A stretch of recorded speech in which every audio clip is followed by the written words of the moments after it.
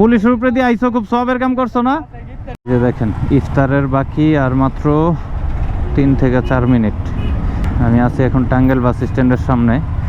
এখানে 2টা লেন দখল করে রাখছে এই বাসগুলো।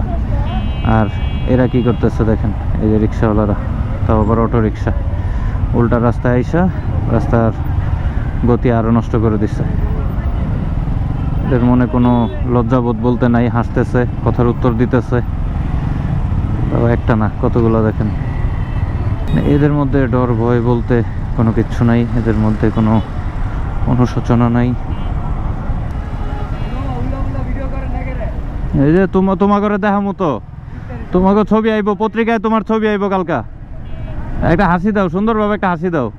এই যে উল্টা রাস্তা আইসো যায়, কালকে পত্রিকায় ছবি আইবো তোমার।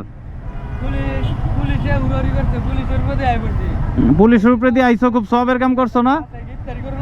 তাহলে এই যে তুঙ্গ লাইগা যে আমরা আটকা পড়ছি, আমরা ইফতারি করবো না? তোমরা উল্টা রোডে আইসো কে? তোমরাও তো দোষী, তোমরা দোষী না?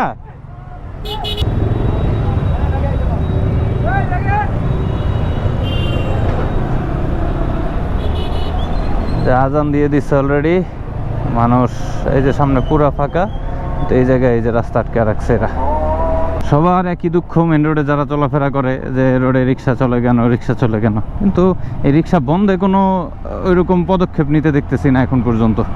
এই 3-4 দিন আগে খবরে দেখলাম যে ঈদের পর থেকে নাকি মেন রোডে মহাসড়কে রিক্সা চলা বন্ধ করে দেবে। আচ্ছা, মেন রোড মহাসড়কে তো রিক্সা চলা অবৈধ, এটা ঈদের পর কেন আমার আনুষ্ঠানিক ঘোষণা দিয়ে বন্ধ করা লাগবে? যেহেতু এটা একটা অবৈধ কাজ হইতেছে অলরেডি, আমি তো এখন থেকে একদম ইনস্ট্যান্ট এখনই বন্ধ করে দেওয়ার কথা।